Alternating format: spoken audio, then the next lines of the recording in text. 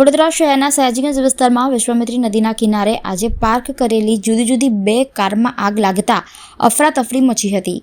કારમાં આગ લાગતા ફાયર બ્રિગેડની મદદ લેવામાં આવી હતી. કાલાઘોડા નજીક જૂની રાજેશ્રી ચોકીસ પાસે ખુલ્લામાં 2 કાર પાસે પાર્ક કરેલ હતી. તે દરમિયાન એક કારમાં આગ લાગ્યા બાદ બીજી કાર પણ આગની લપેટમાં આવી હતી. આગ લાગ્યાની ઘટનાની જાણ તાત્કાલિક ફાયર બ્રિગેડને કરવામાં આવી હતી. દરમિયાન બનાવના પગલે એકત્રિત થયેલા લોકોએ આગ ઓલવવાનો પ્રયાસ કર્યો હતો, પરંતુ ધારી એવી સફળતા મળી ન હતી. બંને કારની પાસે એક ટેમ્પો પણ પાર્ક કરેલો હતો, પરંતુ આગ ત્યાં સુધી પહોંચે તે પહેલાં ફાયર બ્રિગેડ આવી જતાં ટેમ્પાને આગથી બચાવી લેવામાં આવ્યો હતો. બંને કારની આગ કાબૂમાં લેવામાં આવી હતી. ફાયર બ્રિગેડના સૂત્રોએ કહ્યું હતું કે આગ લાગવાનું ચોક્કસ કારણ જાણી શકાયું નથી, પરંતુ નજરે જોનારા લોકોના કહેવા પરથી કચરામાં આગ લાગ્યા બાદ નજીકમાં પાર્ક કરેલી કારમાં આગ લાગી હોવાનું પ્રાથમિક અનુમાન લોકોએ લગાવ્યું હતું.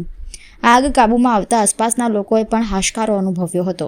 2 મારુતિ મોટી 4 વ્હીલરમાં આગ લાગેલી છે રાજ્યશ્રી ટોકીસની સામે, અને આગના સ્થળ પર આવી અને અત્યારે કામગીરી ચાલુ છે.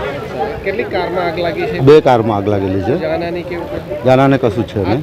શેના કારણે લાગી? હવે એ કારણ જાણવા મળેલ નથી, અત્યારે જાણવા મળશે.